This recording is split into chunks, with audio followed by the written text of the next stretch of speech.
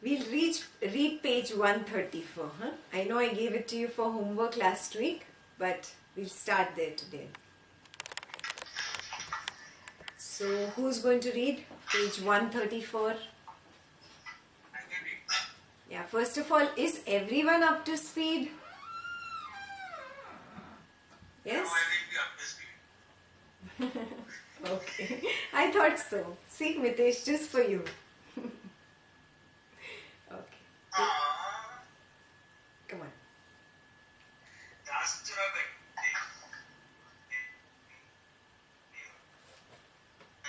Consciousness. The consciousness becomes aware of itself as its own object. There is the seed of ideation. This is very subtle, but soon it becomes gross and fills the whole space as it were. When consciousness is engrossed in this ideation, it thinks the object is distinct from the subject. Then ideation begins to germinate and to grow. Ideation multiplies naturally by itself. This leads to sorrow, not to happiness. There is no cause for sorrow in this world other than this ideation. Do not entertain ideas. Do not hold on to the notion of your existence, for it is only by these that the future comes into being. There is no cause for fear in this destruction of all ideation. When there is no thought, notion or ideation, cease it.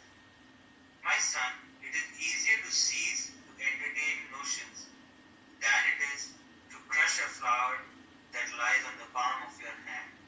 The latter demands effort, the former is effortless. Okay. Yeah. Now, this is going deeper and deeper, huh?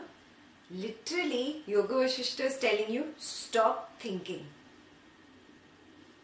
Yeah. Now, to even this notion in the head that it is a normal process to continuously have chitter chatter in the mind is incorrect. Yeah? We have got lost in this Maya and we think it's okay that I am talking to myself. Yeah? Even if I am sitting in the room all by myself, I think it is okay to go on chit chat, chit chat, chit chat. Yeah? Vasistha is very clearly telling you this is a disease basically. Stop doing this. Stop talking to yourself. This talking to your own self creates notions and ideas and thoughts. Yeah? From moment to moment to moment. Be in nothingness. This mind should be blank. Absolutely nothingness. Yeah? So now, with this understanding, we'll read it again. He tells, Dashura is telling his son this. My son, when in the infinite consciousness, the consciousness becomes aware of itself as its own object, there is the seed of ideation. Yeah? Thought comes to me when I think there is another. Then only can I start thinking about it. When there is no two, when there is no duality, there is just oneness. Yeah? There is no question of thought. So the thought has come only because of this other in the mind. Yeah? So you remember last week I spoke about the split in the consciousness. Yes? That split is the culprit. Yeah, when you are lost in the Prakriti, you are away from what you are or who you are, that is the Purusha. This causes duality, and this duality in turn causes ideas, thoughts, notions in the mind. Yeah? So, we have to reverse the process, bring back this split that has happened, consolidate. Yeah? The moment you consolidate, there is no other, and when there is no other, there is cessation of thought. There is cessation of ideation or notion. Yes, and it's very simple. In fact, it's more of an effort to think. Yeah, right now this might seem a little difficult to understand, but when you actually make an effort in this direction, just sit down and be. Not to chit-chat with yourself. Yeah? And this is just completely shut.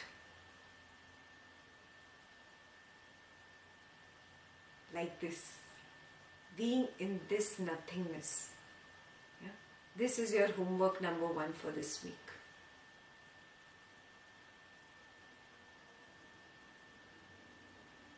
Completely shut off this. Yeah? Anytime during the day you have 5-10 minutes, just sit, yeah, and just be. Just being, not listening to anything, not seeing anything, not touching anything, not smelling anything, not tasting anything, and not having thoughts about these 5 senses also.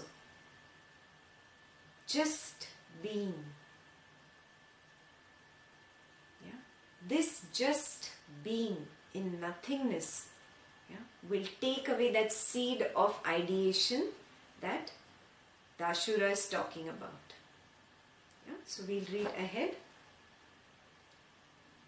This is very subtle, but soon it becomes gross and fills the whole space as it were. When consciousness is engrossed in this ideation, it thinks the object is distinct from the subject.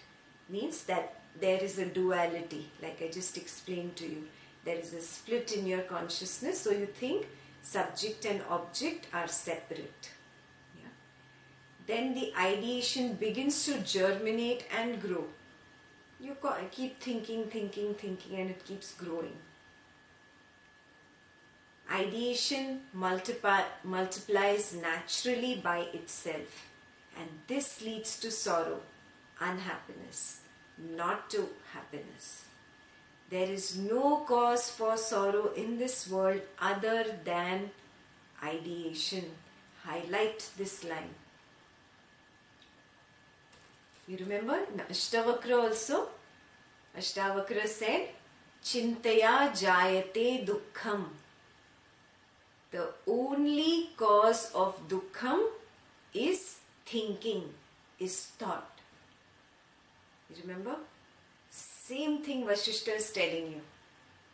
That the main culprit is this thought in the mind. Any thought, it doesn't matter what the thought is about. Thought exists means sorrow exists. Simple. Thought equals to sorrow. That is the equation for this page. Thought equals to sorrow. So now Vasistha is giving you homework. What is Vasistha's homework? Do not entertain ideas. Do not hold on to the notion of your existence. For it is only by these that the future comes into being. What is he talking about? Any little thought I have, I throw an agami seed. And that's how my future gets created. And I am lost in the cycle of birth and death because I'm not stopping the creation of future. Are you seeing this? So if you want to seriously and sincerely get out of this cycle of birth and death, he's saying stop creating your own future. Yeah? Just be. There is no need for thinking something, entertaining something. Yeah? All these ideas, notions, this should be like this should not be like this. All ragas and dveshas are just seeds for your own future to come back, again come back to you. Yeah? There is no cause for fear in the destruction of all ideation. So some of you might think, oh, how can it be? If I stop thinking, then how will life progress? Yes. So he says there is no cause for fear in the Destruction of ideation. Do not have fear, he's saying. When there is no thought, notion or ideation ceases. Yeah? When you stop thought, all these ideations and notions and concepts, this should be, this shouldn't be, all this will cease. My son, it is easier to cease, to entertain notions than it is to crush a flower. Even crushing a flower, he says, takes effort. Yeah. This is effortless. Yeah. You don't have to make an effort, okay, I'm not going to think, I'm not going to think. It's not going to work that way. You just be. And meditation is nothing but the same. Just being. To make it easier, we close our eyes, we say, okay, I'm not going to touch, taste, smell anything. I'm just going to be, go within. Yeah? Just being does what? Helps you to move from mind to no mind. Yeah? But Vasistha has gone one step ahead. He's saying, you should bring this into activity with your eyes open. You should be so centered in no mind that a thought does not arise and creates the chain of notion and ideation. Yeah? Just being is the essence. Yeah? So that's your homework for the week. Again and again, just sit. Can you just sit and look at the wall and just be? Or look at the ceiling and just be.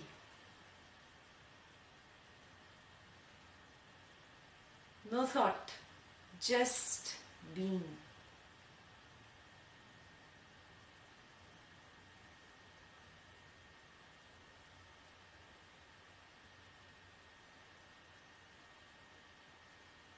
Yeah?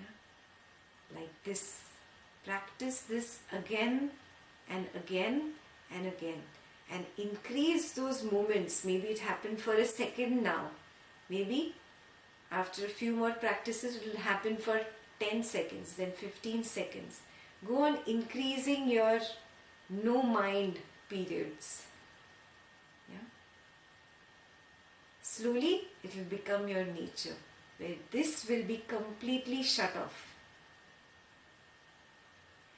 Ashtavakra was taking you through a different way. Vasistha has a different way of taking you to no mind. Yeah? He directly gives you the homework to do not do this.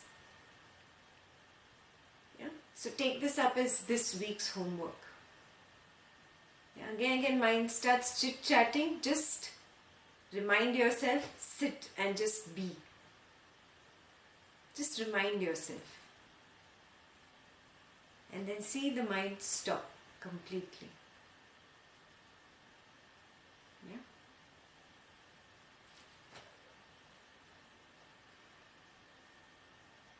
The latter demands effort, the former is effortless. Yeah, Vasistha says this is really effortless. Yeah? Clear? Can we go ahead? Already as the notions weaken, one is less affected by happiness and unhappiness, and knowledge of the unreality of the objects prevents attachment. When there is no hope, there is neither elation nor depression.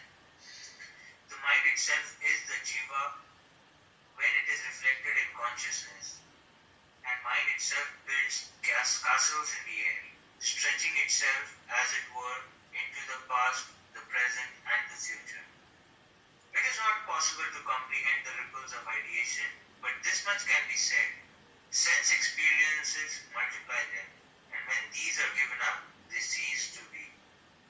If these notions are real, like the blackness of coal, then you cannot remove them, but that is not so. Hence, they can be destroyed. Okay. Yeah, so he's telling you what exactly will happen. With your practice of no mind, your notion goes on weakening. Your ideas, your concepts. Yeah, the tendency of the mind to be lost in thoughts, in chitter chatter, this weakens. Yeah, and there are more episodes of no mind that goes on increasing. Your gap of no mind slowly goes on increasing. You find yourself quieter longer than before. Yeah. One is less affected by happiness and unhappiness. Yeah. All these things, they just come and then they go. You have started becoming more stable in life. Yeah. You become more sthir, yeah, more established. Happiness comes and goes. Because you are so much in no mind, you are not giving so much importance to the words that the mind can relate to some happy event or to some unhappy event. Yes, so you see, a natural silence of the mind starts happening to you. This is very beautifully described. And knowledge of the unreality of the objects prevents attachment. Obviously, when my no mind goes on increasing, yeah, the quietness here starts increasing. The attachment also to objects drops off automatically. Yeah? There is no effort that you have to make. It's just this knowledge of the self. Self is what? This no mind is nothing but the self, is what you are. And the longer you stay in no mind, yeah, the closer you are to the self. And the closer you are to the self, the attachment to this Prakriti and all the sense objects in this Prakriti just drops off automatically.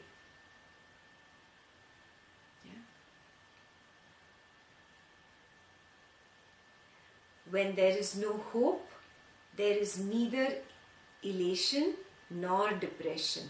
Yeah, it is not the sad no hope. Oh, there is no hope in life. It is not that no hope. Yeah, it is where the mind is not getting that fertilizer of thought that you were giving it for so long. Yeah, you were nurturing it with your thoughts. Now the mind is not getting that. So for the mind there is no hope. Understand it like that. So once there is no hope of extra thoughts, there is no elation and depression for the mind. There is more sambhava and equanimity is there in your emotion. Yeah? You are more stable in emotion because the period of no mind is longer. The mind itself is the jiva when it is reflected in consciousness, and the mind itself builds castles in the air, stretching itself as it were into the past, the present and the future. It is not possible to comprehend the ripples of ideation, but this much can be said that the sense experiences multiply them, and when these are given up, they cease to be. So understand this, when there was this split, yeah, you moved into the Prakriti. It was the mind only that had split and goes outside and gets lost. And it is the mind only that comes back and gets consolidated and is the consciousness. Yeah. So when the mind itself is consciousness, the mind itself is within itself. There is complete peace. Now don't try to understand why this mind went out, how it got lost into the Prakriti. He's saying it is all, what does he say? It is not possible to understand it. This just went out into the world, created a past, present and future. Yeah? So you don't try to understand that part of it. Just understand this, that the sense experiences multiply this. Yeah, so don't be lost in the sense objects. Yeah? Just give up the sense objects. Yeah? Again and again, Rama keeps asking Vasistha, how does Maya happen? How does Maya happen? And again Vasistha says, you drop thinking about how the Maya happens. Yeah, you think about how to be in the self. Yeah.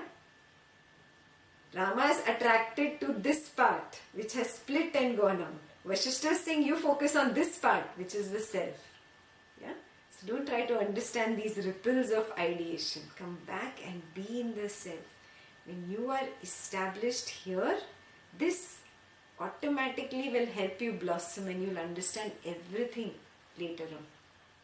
So focus here, not on this split. And he repeats this in so many ways. Again it will come up. Rama will again ask the same question. And Vasistha keeps beating him from every side with the same answer. Yeah. So, the last part is very beautiful. If these notions are real, like the blackness of coal, then you cannot remove them. But that is not so. Hence, they can be destroyed. So if you have this fixed idea in the mind that, oh, is it really possible for me to stop chitter chatter and stop thinking and stop having notions and ideas? How can this be? They are so real. Drop this, he's saying. They are not permanent. Yeah? The mind will try to fool you. Don't let it fool you. Yeah? They can be destroyed completely. Yes? You can be in a state where here it is totally shut off. There is no chitter chatter, none of it. Yes? So, it was Vasistha's way of convincing Rama to be able to dodge this mind's excuses. Clear? So far? Okay. You can continue now. Vasistha continued, hearing the sage's words, I descended upon that Kadamba tree. For a considerable time, the three of us discussed self-knowledge, and I awakened in them the supreme knowledge. Then I took leave of them and went away. O Rama, this is meant to illustrate the nature of the world appearance, and therefore this story is as true as the world itself. Even if you believe that this world and yourself are real, then be it so. Rest firmly in your own self. If you think that this is both real and unreal, then adopt the appropriate attitude to this changing world. If you believe that the world is unreal, then be firmly established in the infinite consciousness. Similarly, whether you believe that the world has had a creator or not, let it not cloud your understanding. O Rama, you may feel, I am not the doer, I do not exist, or I am the doer and I am everything, or inquire into the nature of the self, who am I, and realize I am not any of this that is attributed to me. Rest established in the self, which is the highest state of consciousness, in which the best among the holy men who know of this state ever dwell. See, here he is telling him it doesn't matter whether you think this world is real or unreal, or you think it is both real and unreal. Yeah? Be so centered, be so focused on the self rather than the world. You be so centered and focused on the self that this world cannot cloud your understanding. Yeah? This Maya cannot cloud your understanding. This is very essential. Your Viveka should be clear. Don't get lost in the Maya. Doesn't matter whether you consider it real or unreal or both. Yeah? You be very clear in your focus that my focus is the self. Yes. That is the second paragraph. And the bottom paragraph. O Rama, you may feel I am not the doer, I do not exist. Or you feel I am the doer and I am everything. Yeah? You remember Ashtavakra saying I am nothing or I am everything. Yes? Same thing Vasistha is saying. Either way, you will reach the self. It doesn't matter. Yeah? You say, I am not the doer. Yeah? Everything is just happening. Yes. I am nothing, you are saying. Then also you are surrendered to that consciousness, that higher, the Supreme One. Or you say, I am everything. Yes. Then also you are surrendered, because I do not see any duality anywhere. It is all one. And when it is all one, I am again the higher self, the consciousness. Both ways will take you there. It doesn't matter, yeah, which way you take. Either I am everything or I am nothing. Yeah. Or the third he gave him. You inquire into the nature of self. Who am I? And realize I am not any of this that is attributed to me. What is attributed to me? What is attributed? This body. Yeah, I start thinking I am this body. So he's saying, I am not this, I am not this, I am not this. Neti, neti, neti. I am not the body, I am not the mind, I am not the intellect, I am not the memory, yeah, I am not the ego. Yeah, when you keep doing this process also, neti, neti, neti, you will come to the same Supreme Self. Yeah? So it doesn't matter which way you take. You will come to the same. You just keep your focus on the self, he's telling Rama. Yeah? You focus on the self, the Purusha. Yeah? Move away from Prakriti. The last thing he tells him, rest established in the self, which is the highest state of consciousness, in which the best among the holy men who know of this state ever dwell. Yeah? Now you have been in knowledge for so many years. Yeah? Is your focus on the self, or are you still lost in the Prakriti? Yeah? All that beauty in the Prakriti and all those wonderful, wonderful sense objects. Yeah, be it a woman or a phone or TV or a car or a Mercedes or food, yeah, or clothes. Are you still lost there? Or has your focus now come to Purusha? Homework for you. Do some self-introspection this week. Yeah. What is your major focus in life?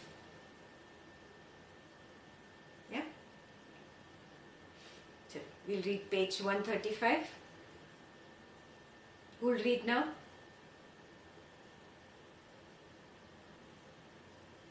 I can read. Rama asked, Holy sage, how does this unreal world exist in the absolute Brahman? Can snow exist in the sun?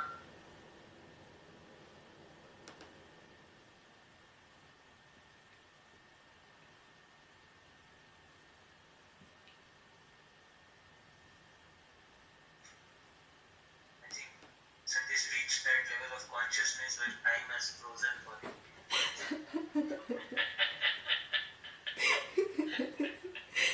Good one, Mitesh. Maybe his connection is not good. Maybe somebody else can read page 135. I'll read. Rama asked, Holy sage, how does this unreal world exist in the absolute Brahman? Can snow exist in the sun? Vasistha said, Rama, this is not the right time for you to ask this question, for you will not be able to comprehend the answer now. Love stories are uninteresting to a little boy. Every tree bears its fruit in due season, and my instruction will also bear fruit in good time.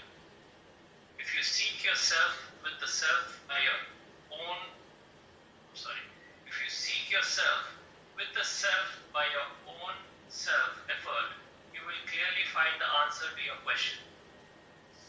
I discussed the question of doership and non-doership in order that the nature of the mental conditioning or ideation may become evident. Bondage is bondage to these thoughts and notions. Freedom is freedom from them. Give up all notions, even those of liberation. First, by the cultivation of good relationships like friendship, give up tendencies and notions which are gross and materialistic.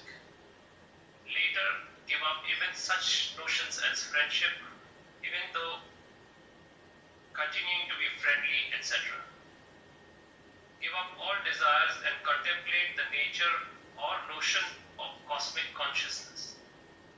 Even this is within the realm of ideation or thought. Hence, give this up in due course. Rest in what remains after all these have been given up and renounce the renouncer of these notions. When even the notion of the ego sense has seized you, when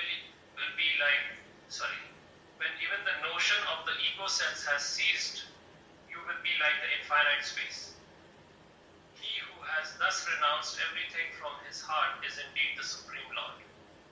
Whether he continues to live an active life or whether he rests in contemplation all the time, to him neither action nor inaction is of any use. O Rama, I have examined all the scriptures and investigated the truth. There is no salvation without the total renunciation of all notions or ideas or mental condition. Okay. So again, Rama asks the question about Prakriti, and he says this is not the right time again. The question about Prakriti is not right. The question should always be about Purusha, the self. So he again takes his attention away from Prakriti towards the self. Now come to the second paragraph, third paragraph. Bondage is bondage to these thoughts and notions. Till the time you are stuck in thought, I like, I don't like, I want, I don't want, this is the way it should be, this is not the way. These thoughts are bondage. Simple. Any thought equals bondage. Freedom is freedom from them. And then he tells him what he has to do. So step number 1 is give up all notions, even those of liberation. And how to do that? By the cultivation of good relationships like friendship. Friendship with what? What is he talking about?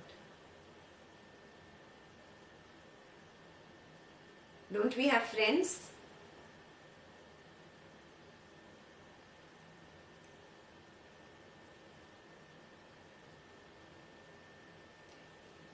Friendship with everyone. No. He's talking about moving away from the negative tendencies and cultivating friendship with the positive. So here negative means what? Anything that is gross and materialistic, which is totally belonging to Prakriti, external, is the negative tendencies. Cultivating friendship with the positive side, with the self, everything related to the Purusha. That is the first step. Moving away from the Prakriti to the Purusha. So friendship with Purusha, if you want to say it that way. That's his first step, he's saying. So he's very clearly put it after that. Give up tendencies and notions which are gross and materialistic. So which is related to this Prakriti. Anything that is related to touch, taste, smell, whatever, sight and sound will be all gross and materialistic. Till the time I am lost out here, I cannot cultivate friendship with the Purusha. So the first step is to cultivate friendship here. Move towards the Purusha, away from the Prakriti. That's the first step. Second step, later, give up even such notions as friendship, even though continuing to be friendly, etc. So stop getting into this thing also later. Yeah, first thing is good, moving away from the Prakriti and focusing on the Purusha. But then that also brings conceit within you. That also brings ego within you. You know, oh, I am a yogi. I am so focused on my spirituality. All these other people are lesser mortals. So that can start happening. Yeah? So it is very important that once you have moved away from the Prakriti, be in Prakriti with everybody, but still focused on the Purusha. And then even drop this notion that, oh, I am such a spiritual person, I am focused on the Purusha. That's the second step. Because it can lead you to conceit. And conceit and ego, everything again brings you back to square one. You are again lost in Prakriti. Are you getting what I'm saying? Yeah. So first step, move from Prakriti to Purusha. Second step, drop even this notion that I am so spiritual or I am in Purusha. Clear? Give up all desires and contemplate the nature of cosmic consciousness. Yes? Even the desire that I want to be liberated, you have to give up. Drop everything. Just being in that cosmic consciousness. Just enjoying. Yeah? This is where bhakti starts happening even to a jnani. Remember long back we've discussed this, that a jnani and a bhakt meet. Yes? This is the point where they meet. When you are completely in that Purusha, in that self, and you have given up even that notion that, oh, I am such a spiritual person, and I'm just in that consciousness. I'm just in love with that consciousness. Just being. Yeah? That's where you become like a bhakt. You are devoted. You are in love. Yes?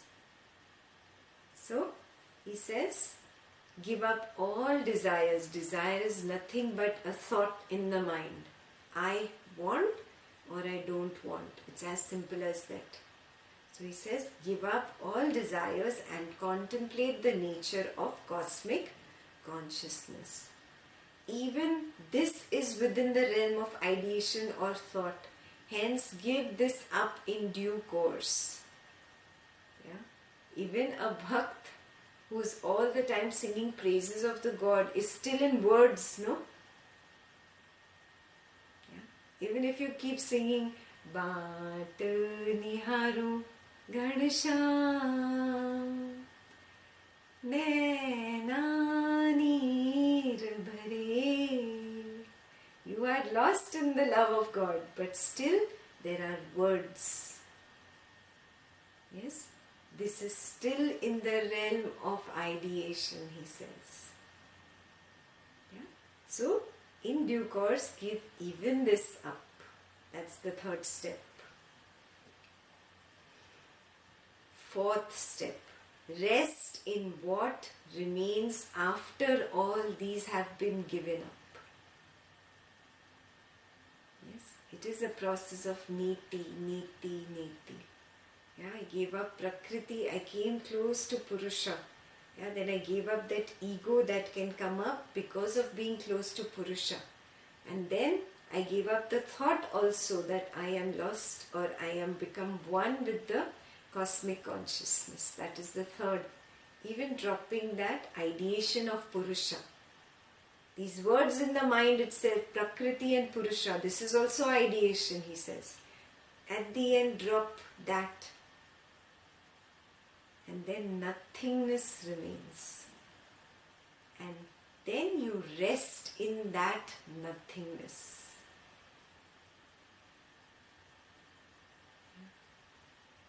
Rest in that, what remains after you drop all of these. Clear?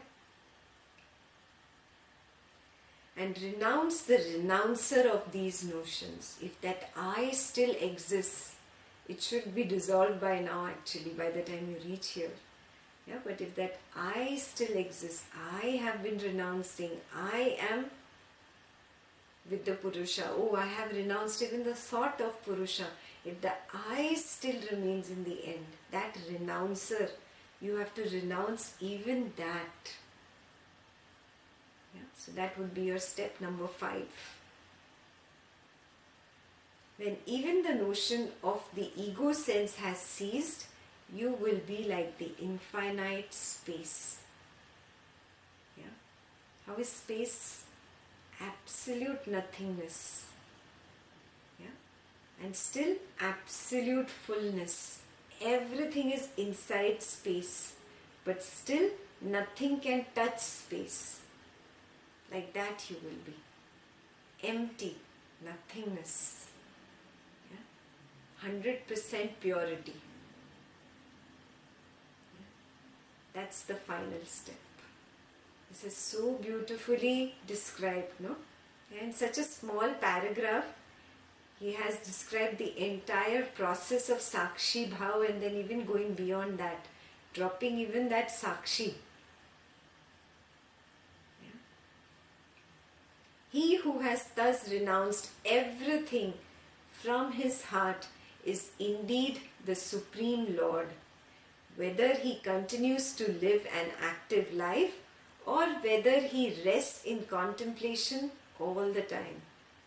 To him, neither action nor inaction is of any use. Yeah? It's not that he does not act. He acts when it is required, a spontaneous action. Yeah? If the situation requires, he acts. Otherwise, he is at rest. Yeah? He does not have a raga for acting, nor does he have a raga for not acting. Everything just is. Yes? Be with what is. O Rama, I have examined all scriptures and investigated the truth. There is no salvation without the total renunciation of all notions or ideas or mental conditioning.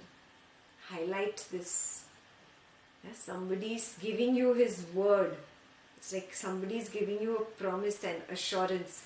This is the way, and there is no other way. Yeah. Just walk on this path, Rama, and you will get there. There is no other way to salvation besides dropping ideation or notion.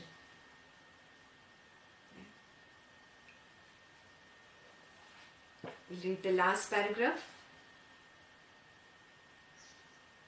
This world of diverse names and forms is composed of the desirable and the undesirable. For these people strive, but for self-knowledge no one strives. Rare are the sages of self-knowledge in the three worlds. One may be an emperor of the world or the king of the heaven, but all these are only composed of the 5 elements. It is a pity that people indulge in such colossal destruction of life for these petty gains. Shame on them. None of these engages the attention of the sage, because he is equipped with self-knowledge. He is established in that supreme seat to which the sun and the moon have no access, the sushumna. Hence the sage of self-knowledge is not enamored of the gains or the pleasures of the entire universe. Yeah. So the world of diverse names and forms. Yeah, you remember Gurudev has also told us, Nama, Rupa. Everything is just name and form, name and form, name and form. Everything that you see around you, yeah, has a form and has a name. There's nothing else. So this world of diverse names and forms is composed of desirable and the undesirable. Yeah, something that can evoke raga in you and something that can evoke dvesha in you is desirable and undesirable. People strive for these things, names and forms, he's saying. Yeah? But for self-knowledge, no one strives. And rare are the sages of self-knowledge in the three worlds. Yeah? So, one may be an emperor of the world or the king of heaven, but all these are only composed of the 5 elements. Means they are all only Prakriti. Doesn't matter even if you are the king or the president, of the most powerful country in the world, you are still just Prakriti. You are lost in Prakriti. Yeah? And he's saying there are very few rare people who can move away from Prakriti, O Rama. Everybody is lost in this. It is a pity that people indulge in such colossal destruction of life for these petty gains. Yeah? Even money, name, fame, becoming a king, he calls it petty. And he says that it is a pity that people can really run behind this stuff. Shame on them. None of these engages the attention of the sage, because he is equipped with self-knowledge. He is established in the supreme seat to which the sun and the moon have no access, the sushumna. So I don't remember if we've talked about the nadis. This is the sushumna nadi. Have we spoken about the 3 nadis? No? We've talked about Chandra Nadi and Surya Nadi, no Sushumna Nadi. Okay. Newly invented. No, it's written there, no? The sushumna. Yeah. So there are three nadis, okay? Nadi that flows on the right side of your body is called the Pingala nadi. The one that flows on the left side of your body is the Ida nadi. Yeah? And the one in the center is the Sushumna. The Sushumna nadi is literally that which runs through your chakras. Yeah? It's usually inactive because you are lost in activity during the day. You're either very hyper, which is Pingala nadi, or you're very down in the dumps. So you are on the Ida nadi. Ida is the moon, or the cooler side of you. Pingala is the sun, which is the warmer side of you. So Pingala is the sun and Ida is the moon. So the sage is at a seat which neither the moon nor the sun have access to. Sushumna nadi is in the center. The Ida and the Pingala do not have access to the Sushumna. And Sushumna nadi is that which pulls your energy up from the lowest chakra in your body, from the Mooladhara. It goes all the way up to your top of the head. Yes, so only Sushumna nadi, when it gets activated, that's what we do in Hari Om meditation, pull the energy up. Yes. And this usually remains completely dormant, inactive in tamasic people. It's described further. People who are totally lost in tamas or totally lost in maya, in this prakriti. They're only Pingala and Ida nadi. The sun and the moon nadi works, but their Sushumna nadi is almost as if dead, non-existent. So you must have heard words like Kundali Jagrat Karna and all that. That is nothing but moving the energy up through the Sushumna nadi and becoming more and more alive. As in moving away from Prakriti towards the Purusha. So now where are these nadis? They are not in your physical body. Now I have not told you this earlier, but your subtle body also has its own system, and they are called channels. Yes? And channels are nothing but through which the prana shakti moves in your subtle body. And those channels are called nadis in Sanskrit. Yeah? So when your energy is high, means the prana shakti is high in these channels. Yeah? When your energy is low, means the prana shakti is low in these channels. And when we are meditating, we are actually trying to pull this energy up through the sushumna nadi and take it all the way to the top of the head. Not only in Hari Om meditation, in every meditation you are invigorating or energizing your sushumna nadi. Yeah? All these nadis belong to the subtle body. They are not a part of the physical body. They are not in your anatomy books of medical medicine. Yeah? So that is what he means here, that a yogi who has reached this state of no mind and who has given up notion and has reached that state where this is completely shut off. He is away from the Prakriti, which is the Pingala Nadi and the Ida Nadi, which is the sun and the moon. Yeah? And he is established in the Sushumna Nadi, where his energy is completely Jagrat and up there. Got it? That is the meaning of that one sentence. Hence the sage of self-knowledge is not enamored of the gains or the pleasures of the entire universe. Clear? Any questions?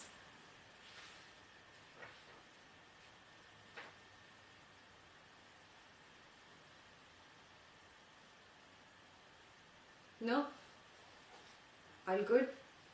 Then can I just give you next page as homework? Page 136. Yeah, I can see Mitesh vigorously shaking his head and trying to keep awake. Yeah. So we can meet next week. Okay, if you don't have Memorial Weekend plans and it stretches into your week, nobody has such plans, right? No? Okay. So read page 136. Read actually these two pages again, because this knowledge was kind of deep. No? Yeah? Again read these two pages and then read page 136. It's a continuation of this. Yeah? And if you have any questions, you can send me an email. And please do your homework, huh? One page only. Okay? Jai Gurudev.